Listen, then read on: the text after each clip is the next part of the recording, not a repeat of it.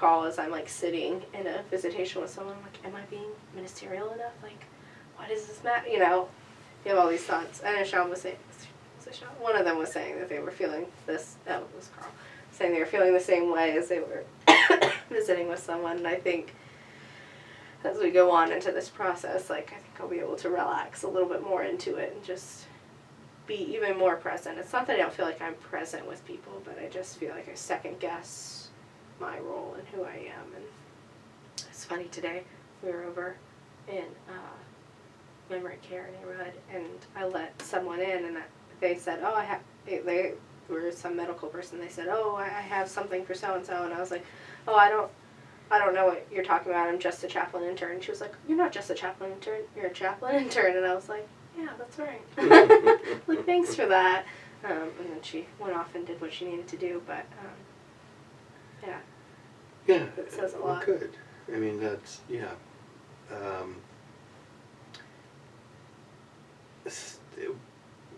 One of the supervisors of a student like me who is in my peer group is also a chaplain in a CCRC, continuing care retirement community like Orchard Ridge. And like me, he came from an acute care hospital background into this ministry, and he was used to, you know, going 1,000 miles an hour, and that's the way I was too when I first came. And I don't remember how he did it. I think he maybe established, you know, after a few months of him being there, established sort of a feedback group of residents offering feedback to him about, you know, about his work there. And one of the things that he lifts up out of that is that one of the residents invited him to linger. And so, you know, that's something that's kind of stuck with me, that, you know, how does my appearance of being busy actually distance me from others? Is it more important for me to be at a meeting, you know, on time, you know, and I like to be, I mean, I really get anxious when I'm not on time. But, you know, is it better for me to be at that meeting on time, or to continue in the conversation in the hallway with the resident who's got a problem that needs somebody to listen to? Right. And you know, I think as the million miles an hour kind of guy would say to the resident, I'm going to come see you after my meeting, or can you come to my office at 2 o'clock and we can talk about this, or whatever. But that too communicates to that resident that I've got something more important right now to do. And you know, I can spend some time in the hallway talking to them in the moment, and be with them in the moment, hang out with them in the moment. That provides them, you know, somebody who is actively listening to them, to their concern. And I think that that's a better use of my time than to be. I can catch up in a meeting. Sure. That's why we take minutes. That's right. So, and I haven't been scolded yet for being late when I've been said, you know, I was with a resident in the hallway and I just needed to be there. And people say, okay, that's fine. Yeah, that's an important thing to think about too, is, you know, as I transition to this new position at Leesburg, I have visited congregants in the hospital after surgeries, but I've never done home visits. So that'll be a whole new ball game. And I imagine for especially our residents or congregants who are homebound, that lingering would be good. I mean, obviously you don't want to overstay your welcome, and people are pretty good about giving you social cues as to when you should leave. Right. But they will. But yeah, because I think I remember the first time I ever did a visitation with someone. It was when I was in seminary, and I went to visit a woman in the hospital, and I stayed for like an hour and 15 minutes or something, and I called my supervisor, and I was like, okay, hey Scott, just got done visiting with, I can't remember what her name was. I was like, I did like an hour and 15 minutes. Was that long enough? Did I need to go longer? And he was like, an hour and 15 minutes? He was like, those things are supposed to be like 20, 30 minutes max. And I was like, well, she didn't seem like she wanted me to leave. And he was like, well, I guess if she wanted you to be there, that's good, And I remember I left because her family came in, and I was like, oh, okay, well, I'll leave you then. And I just remember being like, even though he told me like, oh, you should take like 20 to 30 minutes, I thought, I don't think I would have gotten the visit in that I needed, or been able to have the conversation that she needed to have if I had only been there. If I had said, 20 minutes, yeah, okay, gotta go now, bye. So I definitely have been thinking about that as I think about visiting our homebound and our members that are in nursing homes. Is there a guiding principle that you could develop that would be helpful for you, do you think? Maybe the guiding principle would be to stay aware of what a congregant or resident is telling me, both with their body and with their words, as to how long I should be present with them. Because people, I feel like I'm pretty good at social cues and stuff like that. Maybe that would be the guiding principle, so that words that need to be said that might not come out in a quick kind of check-in would be able to be shared. Sometimes it takes people a while to settle in. To warm up. Yeah, even when I think of my own life, I'll go to therapy, and I'll say to my therapist, yeah, Margaret, there's not really much I have to talk to you about today. And so we'll just start talking, and then boom, 10, 15 minutes into our session together, which is an hour long, oh, wow, look, there really is something that we need to discuss. And so it's probably the same way with any person. You think, I don't really, Chaplain Boland, there's not much I really need to be talking about. And then that's probably about the benchmark for most people, unless you really, unless you've been called upon. Right. But if it's just a check-in thing. So just maybe being aware of that if not called upon, then to make space for the chance to linger and be aware of whether or not that person is inviting me into more conversation or is ready for me to leave. Yeah, I think those make sense to me. Yeah.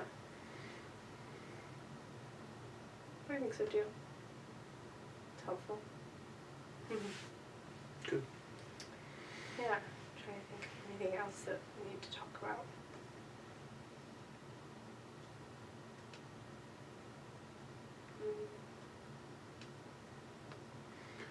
Just curious what you felt about or thought about the time that we spent going over your verbatim. That was hard. It was a lot harder than actually, it was just as hard as I thought it was going to be. I was like, I think I was walking back with Sean, and I said, yeah. I was like, I thought that was a hot seat, and it felt like the hot seat when I was on it. It was just more difficult and yeah, I think I'm not good at receiving. Even just thinking about it makes me anxious. I can feel tears and stuff, which I was really surprised I didn't get emotional during it, but I think it's just harder for me to receive criticism, even though that was all positive and it was all to make me better and all of that than I anticipated. But I say that it was difficult, but it wasn't like it was bad, if that makes any sense to you. It was difficult, it was hard to sit, and I think I felt more like board interviews than I anticipated, or interviews for a job or something like that, where I'm trying to prove myself in some way. And I kept trying to remind myself, that's not what this is about. This is about learning about yourself and how you can better your ministry, and just trying to remind myself that everyone here is on an equal playing field. None of the guys are not better at me than me at this, and I'm not better than them, and nobody is sitting here being critical of you. But I remember feeling that anxiety, like, oh, this is, people are being critical, people, just trying to, like, I remember trying to sit there and balance the two, of, like, yes, it's critical, but it's not negative, and the critical or the response is in order to better yourself, not to tear you down. Nobody is questioning your character or anything like that, but I do remember that being, like, a lot more intense than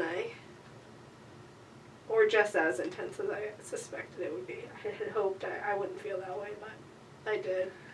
Well, I think that's good self-awareness, and I think, the inner dialogues that we give ourselves to remind ourselves, I think are really important.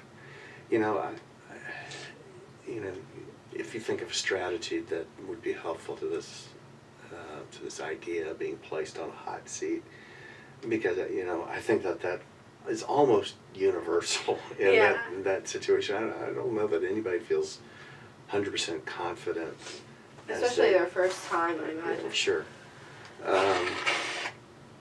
Sometimes supervise. And I'm just wondering, about the process and how that whether that's process driven or if there's just something inherently anxious about reflecting. It does, I think, invite some vulnerability on the person who's presenting. And I think as you demonstrate, your ability to be aware, I'm vulnerable, and have that inner dialogue with yourself. This is not. Well, the way I think about it, it is criticism, but it's not judgment. Right. You're not attacking my character. Right. This is in order, in the same way that a coach would say, hey, maybe try kicking it this way next time.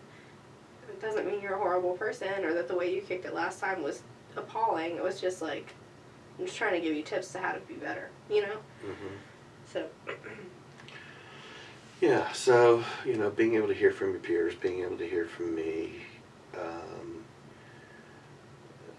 the criticism that, not interpreting, and I guess that's maybe the main thing is what is it within us that seems to want to interpret all that stuff. Even in, like, this change at my work, too, I've been trying really hard to tell myself, because I feel what I've always, like, named as, like, the gremlins inside a person. My gremlins coming up and saying, like, oh, you're only getting this congregational care job because Jim and Angela thought you were really bad as a children's minister.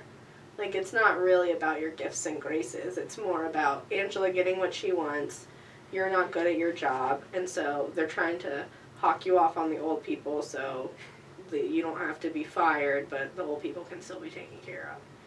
And it really is an internal battle to say, like, no, that is not the case. And if it is the case, nobody stated that to me. Nobody has come up and said those things to me, so I'm making all that up, and so I can decide, and I think that's always something that I've always struggled with, that in negative self-talk and stuff, and I feel like most people to some degree struggle with that, but I know that about myself, and so even in the verbatim it was like, oh my gosh, I'm just not good at this, like I should have said all these things, how did I not know? And I'm like, no, that's exactly why I chose to offer what I offered, was because I knew, I was like, okay, I feel like I could learn something from this will be good for me to offer for my first verbatim. I did not do a stellar job. I didn't do a horrible job, but I didn't do a stellar job. That's why I'm going to offer it. So it's just really, keeping those two things in check. And maybe for me, I don't know if it works for anyone else, but just writing on, like, a sticky note, just the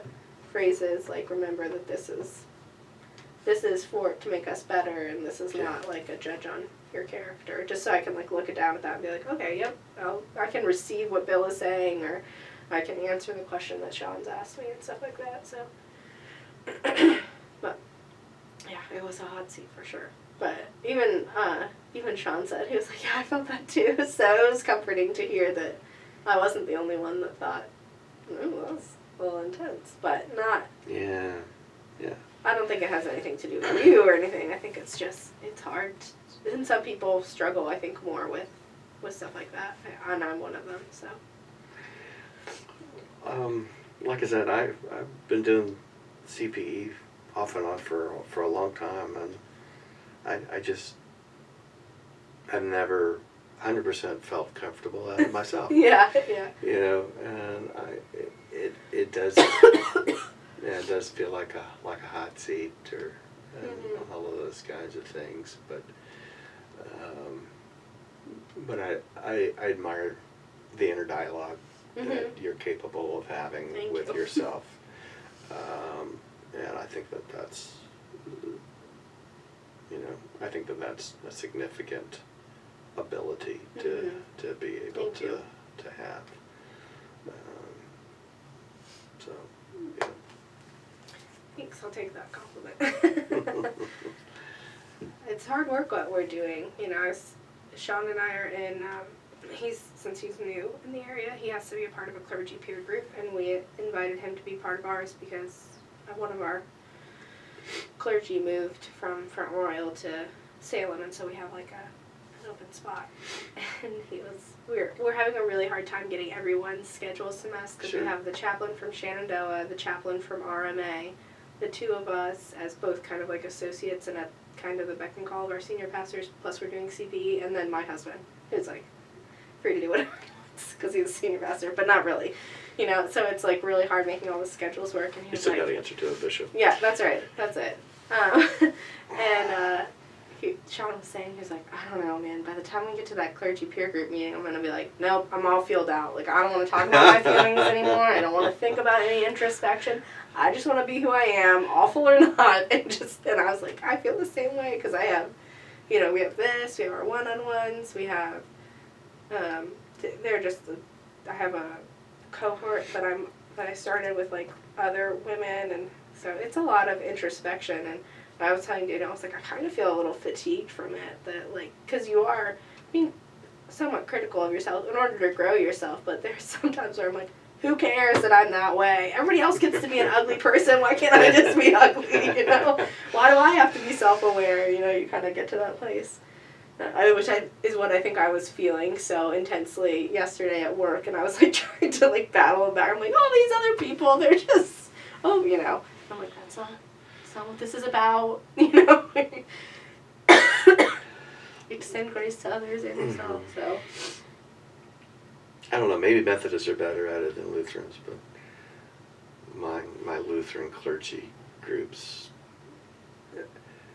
there's usually no self-awareness at times when I think people really need to be self-aware, or they devolve into just sort of bitch and moan sessions. We set as a parameter for ours that so before a meeting, we email each other and say, just a reminder, the first 30 minutes are going to be spent on where we're seeing God at work in our ministry, and then does anybody have anything that they need to bring up, so that it doesn't turn into that, because it could quickly go that way. And so somebody will say, like, hey, I'm having difficulties with this, here's my situation, can we talk through it tomorrow? I need about 30 minutes to talk through it, or I need the whole hour after that to talk through it, so which has been really helpful for us. Sounds like community group time. Yeah, it is. It is, and that's what I do with we just started my children's ministry cohort, and that's how I set ours up. I was like, we're going to spend the first 30 minutes, and I'll go around and talk about where we see God at work in our ministries, and then we'll open up the floor to anybody that's going through anything that, you know, might need other children's ministers or youth ministers to talk through with them. And it works really well. It really helps keep it focused, as opposed to just, oh, well, my senior pastor or this one parent. And it helps because then you can say, like, well, my senior pastor, I'm really having issues with this, like, instead of just everybody complaining and all you've done is blown off steam. Like, at least you can blow off steam and get feedback about how you can go back and work on that relationship. Right. So yeah, I really am on a bunch of feely make yourself better groups, which is good, but it can be a little exhausting. And then one of my very, very close friends that I meet with weekly, who I'm not going to meet with this week, she wants to be a spiritual Director. counselor or director, Yeah. and so I have her too a little bit. She might do CP here in the summer, trying to encourage her to do that. Okay. Because she'll graduate from Wesley this spring, and then I was like, you could do the 10-week intensive. So I hope that she'll do that. I think she'd be really good, but that's fun. And in a while, but it doesn't seem like that far. As much as it does seem far, it doesn't. I feel like Christmas is like right there. Like I'm already late because I haven't. Anyways. See, I feel anxious when you mention I'm Christmas. sorry. I was sharing my anxiety with you. I was trying to.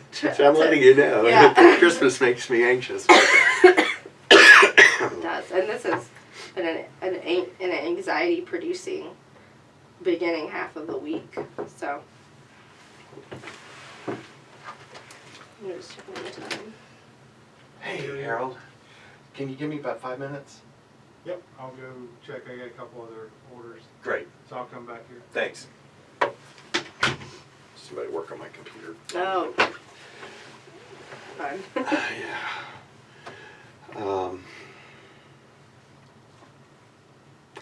Yeah.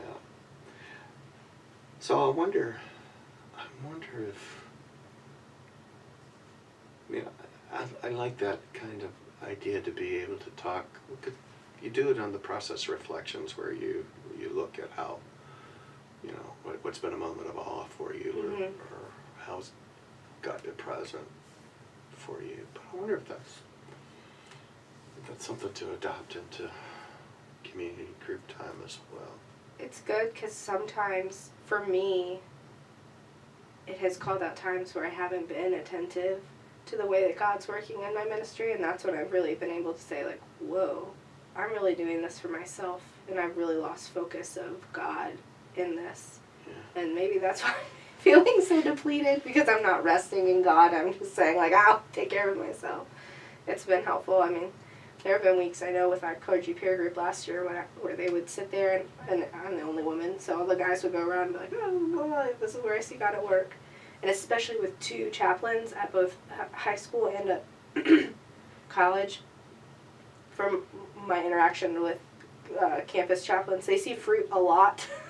And they can see fruit grow. And so you're like sitting there listening to like these amazing stories, and I'm like, oh, I didn't like scream at one of the parents when they came and talked to me this week. That's where I saw God working on my heart, You feel a little bad. You're like, okay, maybe I should spend a little bit more time in prayer this week, read a little bit more scripture, make sure I'm feeding my soul, Yeah. So it is helpful in that way too. And it's just really neat to hear, especially in a time right now where I don't know if Lutherans are going through this, but Methodists are freaking out about everything and the state of the church and where are we going to be in 10 years, 20 years, 30 years, what's it going to look like.